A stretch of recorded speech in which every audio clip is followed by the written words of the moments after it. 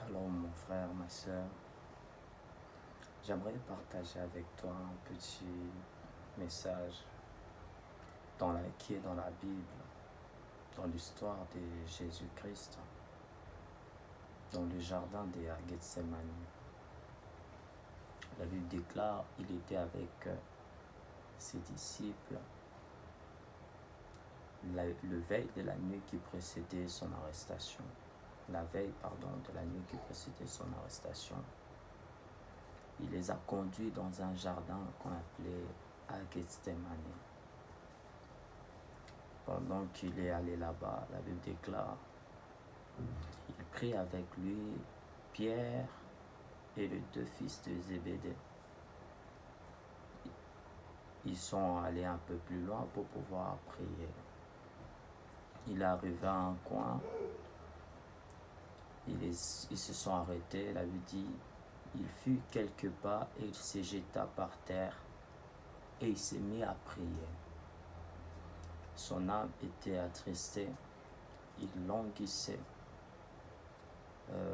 parce que il commençait à ressentir le poids de l'œuvre qu'il allait accomplir.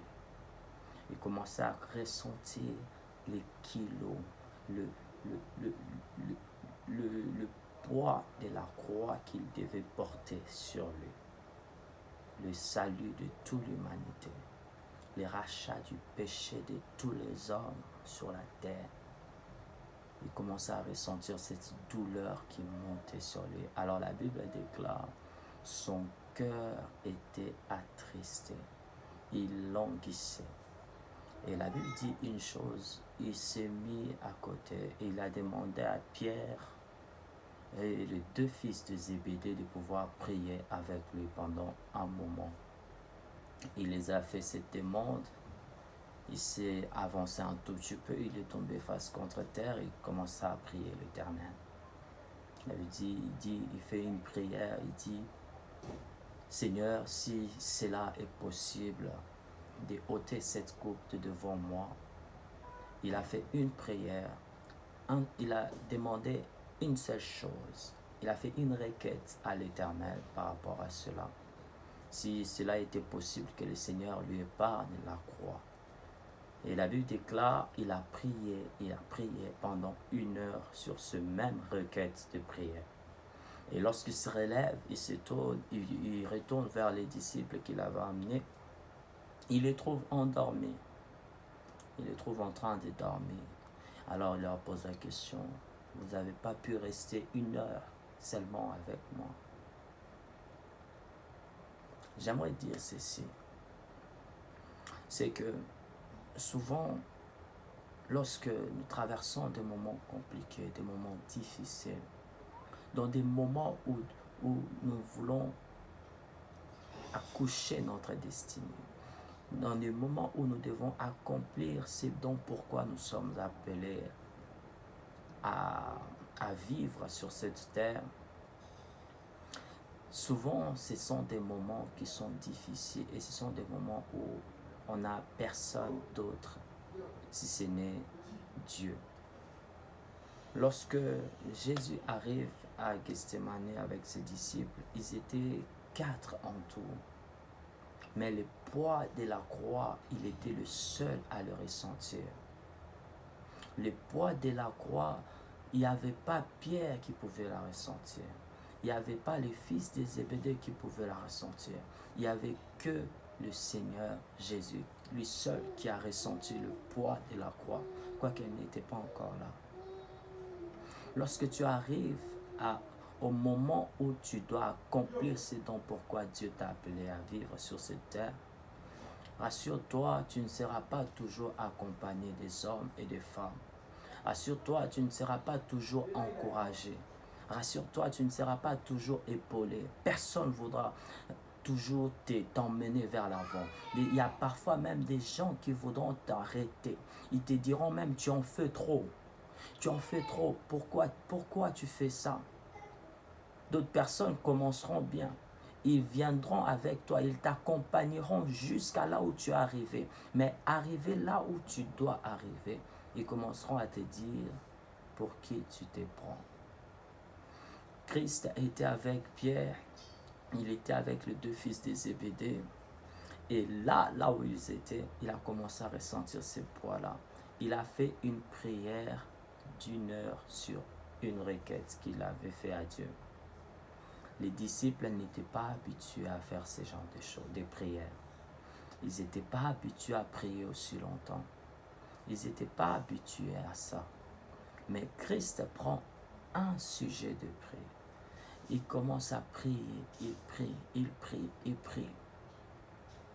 Parce que là où il est arrivé, là où il doit manifester son amour, sa gloire, là où il doit manifester ce que Dieu a mis en lui, ce que Dieu lui a appelé à faire, il n'y a personne pour pouvoir l'aider à le faire, sinon lui. Toi aussi, j'aimerais te dire une chose, c'est que tu dois manifester, c'est que tu dois montrer aux hommes, il n'y a personne d'autre qui pourra le faire à ta place. Il n'y a que toi. Jacques ne pourra pas t'aider, Pierre ne pourra pas t'aider, Jean ne pourra pas t'aider. Il n'y a que toi, ton frère ne pourra pas t'aider, ta mère ne pourra pas t'aider, tes parents ne pourront pas, tes frères, tes amis, personne d'autre pourra t'aider à réaliser ce dont pourquoi tu es arrivé sur la terre. Lorsqu'une femme entre dans la salle d'accouchement, il n'y a personne d'autre. Il y en a qui peuvent lui dire de pousser. Le docteur peut dire pousse, pousse, pousse, mais le docteur ne poussera pas à ta place. Et celui qui te dira de pousser, c'est le Saint-Esprit. Ça ne sera pas ton frère, ça ne sera pas ta mère, ça ne sera personne d'autre. Ça sera le Seigneur qui te dira de pousser. Alors j'aimerais exhorter une personne. Lorsque tu arrives dans la Gethsémane, dans ta vie, lorsque tu arrives à cette saison difficile de la Gethsémane, rappelle-toi là où vous étiez dans le secret avec le Seigneur. Souviens-toi de ce que le Seigneur t'a dit. Souviens-toi de ce que l'Éternel t'a dit. Il ne t'abandonnera pas, il ne te délaissera pas. Souviens-toi des promesses qu'il a promis sur toi. Car à Gethsémane préparait la gloire à venir. À Gethsémane, c'était une prière qui préparait une coupe, une double coupe. La coupe qui était la première, c'était la coupe de douleur. Mais c'est la seconde coupe, c'était comme la gloire de la seconde maison. La seconde coupe, c'est une coupe qui est donnée et servie qu'au roi. C'est une coupe glorieuse réservée par Dieu pour l'humanité. Lorsqu'on parle d'une coupe, lorsqu'on parle de la coupe dans l'église, lorsqu'on parle de la coupe, nous voyons cela dans l'histoire avec Christ lorsqu'il était avec ses disciples le jour de la Pâque, le jour du pain sans levain. Il prit la coupe, la Bible déclare, il rendit grâce et les donnant à ses disciples. Pourquoi il fait ça? Pour le rendre participant à sa nature, à sa gloire. Cette même coupe que Christ a bu, il les a rendus participants à cela. Lorsque Christ est en train de voir le second coupe qui se présente devant lui, cette coupe était lourde, cette coupe était amère, c'était Marababashia, Zerababoshia. Je risque de dire quelque chose qui va choquer ici. C'était la coupe de Jézabel, la prostituée, qui se tient sur le chevaux, sur les démons, sur la bête à plusieurs têtes. Elle avait dans sa main une coupe de sang de juste. Et Christ s'apprêtait à boire la coupe de Jézabel à ce moment-là. Lorsqu'il a vu la coupe se présenter au devant de lui, Christ a dit, Père, s'il t'est possible de ôter cette coupe au devant de moi. Frère, ma soeur, vous qui m'écoutez, j'aimerais vous dire que il y a des choses qui sont difficiles parfois dans la vie. Il y a des coupes qui sont difficiles à boire. Ils sont lourds à supporter. Mais laisse-moi te dire, si le Seigneur te fait boire la coupe des méchants, laisse-moi t'assurer qu'il te prépare à une coupe glorieuse. Il prépare une coupe de fête pour toi. Alors, sans terrain, parfois ce n'est pas bon à sentir cette coupe-là, cette coupe douloureuse de la Gethsemane. Parfois, ce n'est pas facile à les porter entre tes mains, à l'emmener dans ta bouche. Mais laisse-moi te dire, tu dois le boire. Tu dois le boire parce que cette coupe te permettra de reconnaître le goût, le goût de l'autre coupe de la gloire qui viendra. L'apôtre Paul dit, j'ai vécu, j'ai connu quoi? J'ai connu la gloire, j'ai connu aussi la disette. J'ai été dans la joie, j'ai été dans la tristesse. Toutes ces choses-là, tu arrives à les reconnaître, tu arrives à les apprécier, tu arrives à mieux apprécier la gloire seulement lorsque tu traverses un désert. Tu arrives à apprécier la coupe du roi seulement lorsque tu as goûté à la coupe de Jézabel. C'est des coupes qui sont parfois difficiles, mais laisse-moi te dire, ça te conduira parfois à la mort, ça te conduira parfois à l'humiliation, ça te conduira parfois au rejet, ça te conduira parfois dans des choses compliquées. Mais j'aimerais dire à une personne, Christ s'est fait pécher. Christ s'est fait pécher. Il est devenu une malédiction afin que nous puissions être saints. Il est devenu une malédiction. Il est devenu un péché afin qu'il puisse sauver toute l'humanité. Autrement aussi, je pourrais dire, Christ est devenu péché, mais après qu'il soit devenu péché, parce qu'il était attaché à la parole qui était, parce qu'il était même la parole faite chair. La Bible déclare, Dieu l'a souverainement élevé, parce que ce qu'il avait fait, c'était le fruit de l'obéissance à la parole de Dieu. Il est venu pour accomplir quelque chose. Il a été une pierre d'achoppement pour plusieurs. Il a été un objet de scandale pour plusieurs hommes et femmes. Beaucoup l'ont abandonné, beaucoup ont fui, beaucoup ont perdu la foi en écoutant ce qu'il avait annoncé. Beaucoup ont perdu la foi en voyant ce qu'il était en train de faire. Lorsqu'il les rencontre avec des pharisiens, des gens de mauvaise vie, beaucoup ont perdu la foi, beaucoup ont été scandalisés. Beaucoup ont été scandalisés lorsqu'ils l'ont vu dans la maison des pharisiens, lorsqu'ils l'ont vu dans la maison de, comment il s'appelait, de Zachée. Beaucoup ont été scandalisés lorsqu'ils l'ont vu avec la femme prostituée. Beaucoup ont été scandalisés aussi lorsqu'ils t'ont vu dans ce qu'ils t'ont vu, dans cet scandale qu'ils ont entendu, dans cette rumeur qu'ils ont entendue. Beaucoup ont été scandalisés aussi par rapport à ce que tu as fait, c'est vrai. Mais j'aimerais te dire une chose, relève-toi, parce que cette coupe que tu as bu, ce n'est pas la coupe de la mort, ce n'est pas la coupe de la mort, car si tu te relèves, il y a la vie en Jésus-Christ. Relève-toi et avance vers le Seigneur. Relève-toi et va vers l'Éternel. Il a la vie, il a la vie. Et ce que tu as connu aujourd'hui sera un témoignage pour toute une génération. Lorsque Christ a bu la coupe de la mort, la Bible déclare, il est allé à la mort, mais il a été ressuscité le troisième jour. Mais le témoignage est resté. Nous connaissons un homme que nous appelons du nom de Paul, l'apôtre Paul. Lorsqu'il arrive, lui, après la révélation du Seigneur Jésus-Christ, il dit une chose, il dit, je n'ai appris rien de vous, si ce n'est Christ crucifié, Christ crucifié, Christ mort, Christ crucifié. Le témoignage que l'apôtre Paul retient, c'est celui de Christ crucifié, Christ qui était mort. Frère, le témoignage que les gens recevront de toi, les témoignages que les gens vont avoir auprès de toi, lorsqu'ils verront ce dont tu as connu, sera quelque chose de grandiose. Ça sera un témoignage puissant qui manifestera, qui montrera l'amour de Dieu dans ta vie. Ne t'en fais pas, ne regarde pas à toi.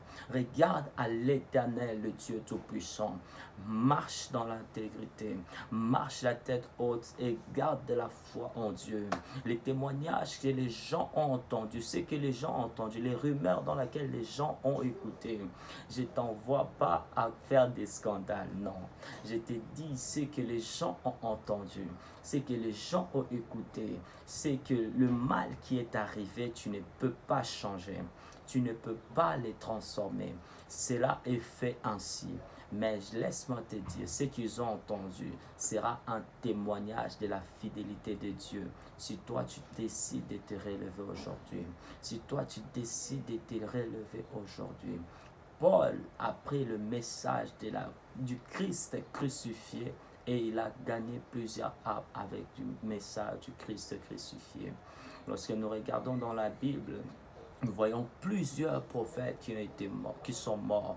Nous voyons même Moïse qui a raté Canaan. Il y a un témoignage qui est resté sur la vie de Moïse. Moïse, le désobéissant. Pourtant Dieu l'appelle son juste. Ne cherche pas à ce que les hommes puissent t'appeler juste. Laisse que Dieu, lui, puisse t'appeler juste. Laisse-moi te dire, il y a des Saül qui sont morts. Ils sont morts après avoir invoqué des morts, après avoir désobéi à la volonté de Dieu.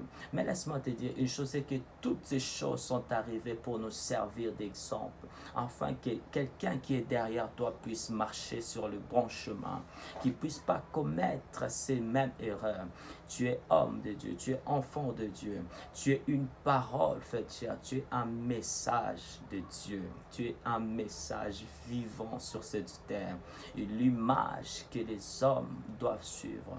Il y a des choses que l'Éternel peut permettre que cela puisse arriver. Cela n'est pas forcément agréable, cela n'est pas forcément bon, cela n'est pas toujours sain, mais laisse-moi te dire une chose, que tu dois te relever, revenir vers l'Éternel, implorer la grâce de Dieu. Et ce que tu sais qui est arrivé sera un témoignage un jour pour l'Église, pour l'édification d'un homme, d'une femme. Quelqu'un prendra ton histoire et il les prêchera à quelqu'un qui aura la crainte de l'Éternel demain.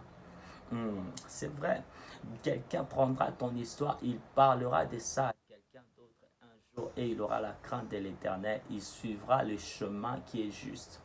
Parfois ta chute n'est que prévoyance, c'est juste pour prévoir que l'autre puisse faire mieux. C'est juste pour que l'autre puisse aller plus loin que ce que toi tu n'es pas allé.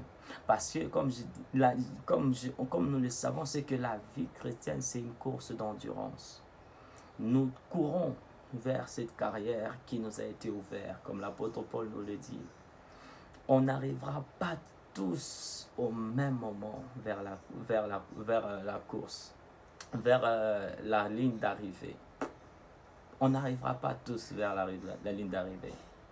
Mais une personne, Karababosheke, je vais insister là-dessus, nous n'allons pas tous arriver vers la ligne d'arrivée. On n'arrivera pas, je vous l'assure, on n'arrivera pas tous vers la ligne d'arrivée. On ne pourra pas aller tous ensemble comme ça. Mais il y a une chose que nous devons faire.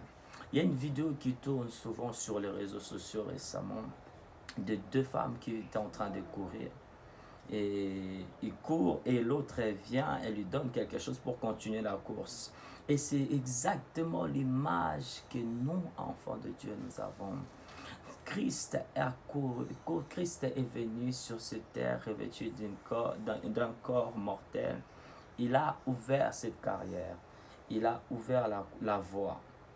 Il a ouvert la voie, il a gagné tout, il a rendu tout cela possible. La Bible déclare, Dieu vous est béni de toute forme de bénédiction en Jésus-Christ. Vous combattez dans la victoire. Et vous combattez dans la victoire veut aussi dire, vous courez comme des vainqueurs. Vous courez comme des vainqueurs. Seulement, il y a une chose, c'est que dans cette course, dans cette carrière où nous nous sommes engagés, nous n'arriverons pas tous à la ligne d'arrivée. Nous devons comprendre une chose, c'est qu'un homme qui court, un homme arrivera certainement. Un homme qui court avec nous arrivera certainement. Mais nous devons faire une chose. Comme nous sommes les corps du Christ, si le bras arrive, tout le corps arrive.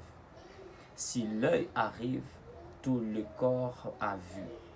Si la jambe arrive, tout le corps est arrivé.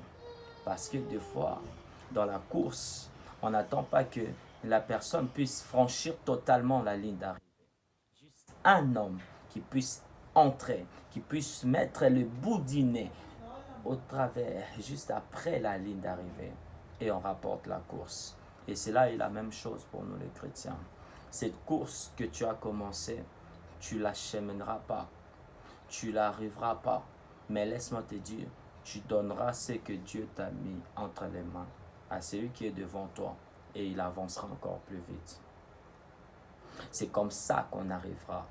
C'est comme ça qu'on pourra réellement arriver sur cette carrière, à vaincre sur cette carrière qui nous a été ouverte. Plusieurs personnes marchent dans l'égoïsme. Plusieurs personnes sont en train de garder ce que le Seigneur a fait dans leur vie. Cela ne aide pas. Cela ne permet pas aux autres d'avancer.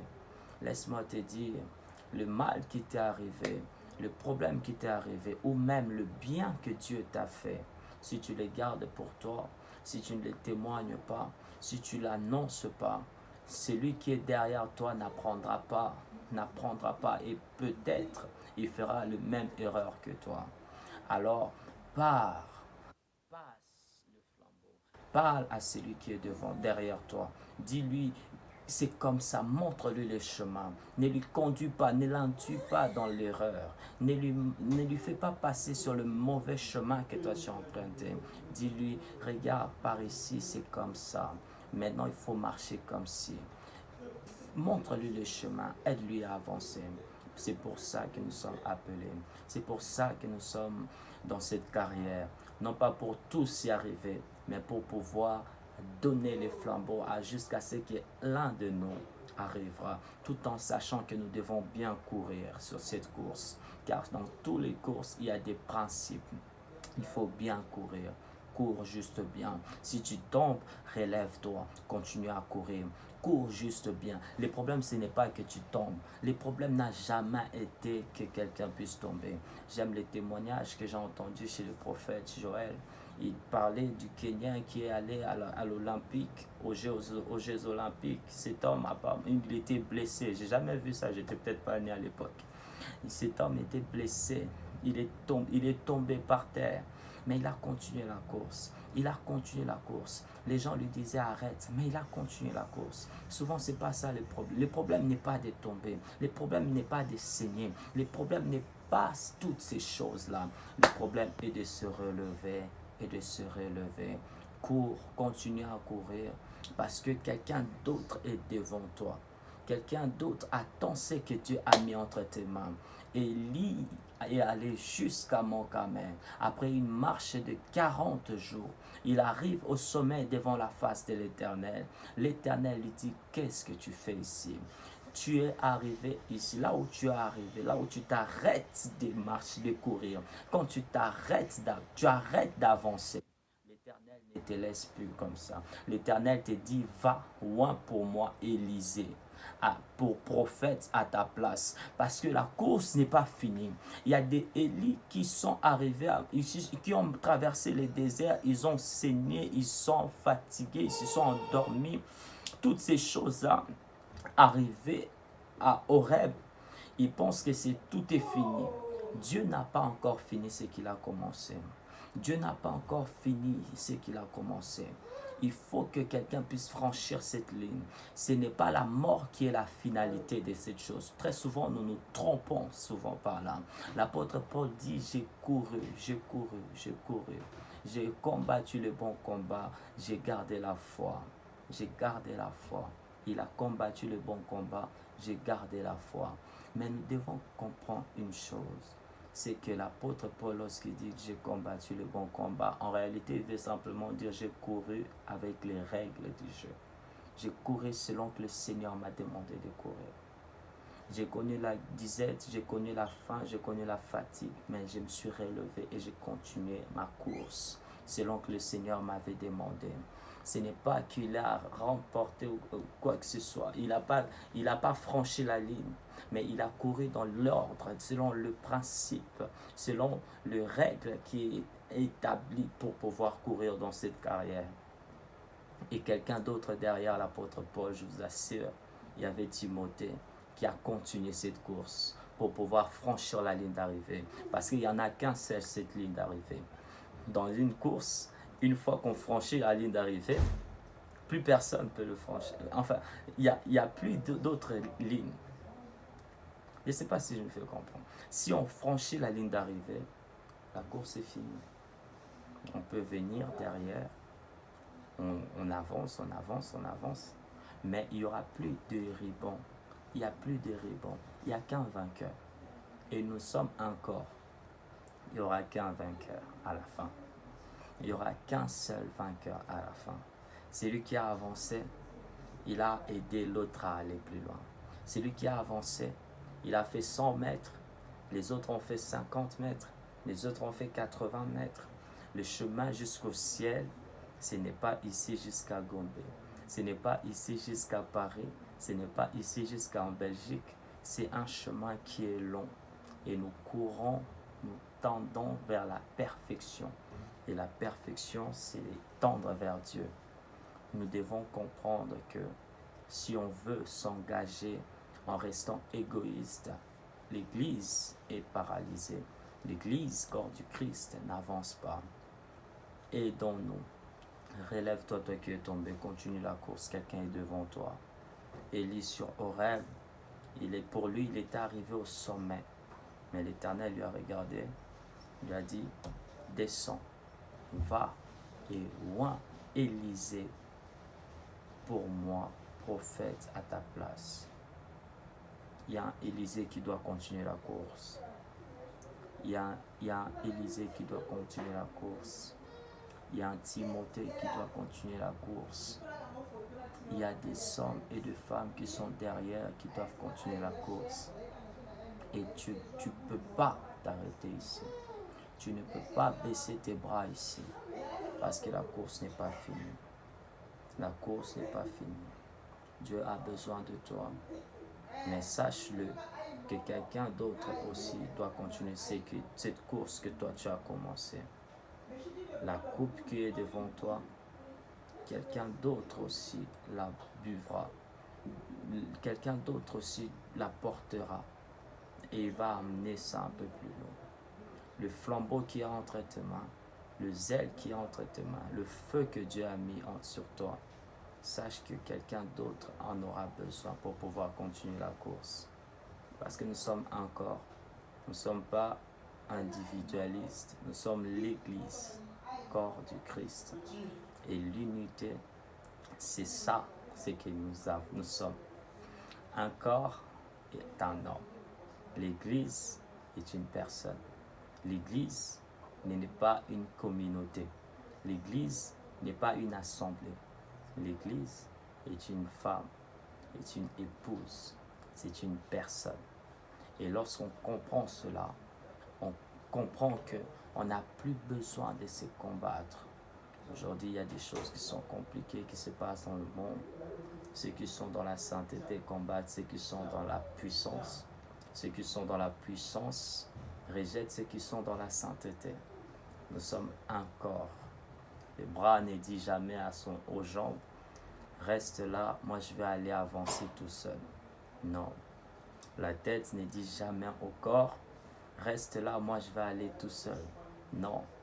On se met tous ensemble et avec une bonne coordination, on fait avancer les jambes, le corps suit, les bras suivent, les bras balancent et la tête suit. Frères et sœurs, j'ai béni le Seigneur pour votre vie. J'ai béni le Seigneur pour m'avoir écouté.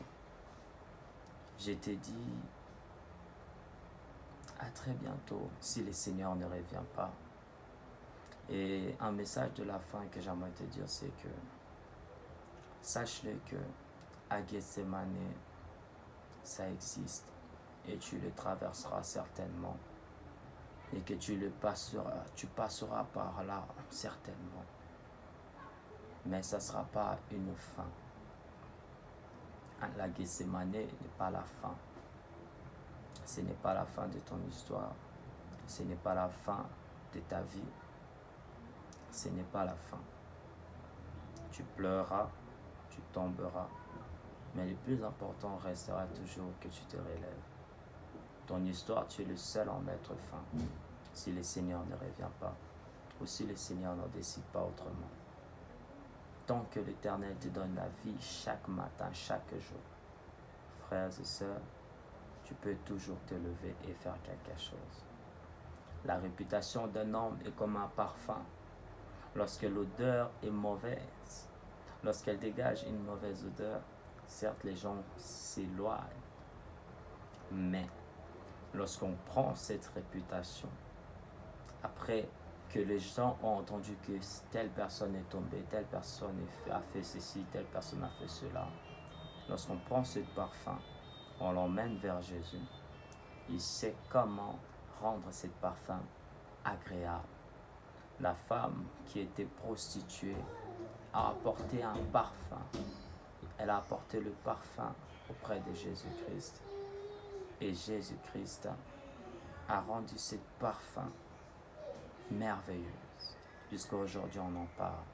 Les hommes dans tous les contrées, sur tous les lieux où est annoncé l'évangile, on parle du parfum de cette femme. Que l'Éternel te bénisse et à bientôt. Au nom de Jésus-Christ.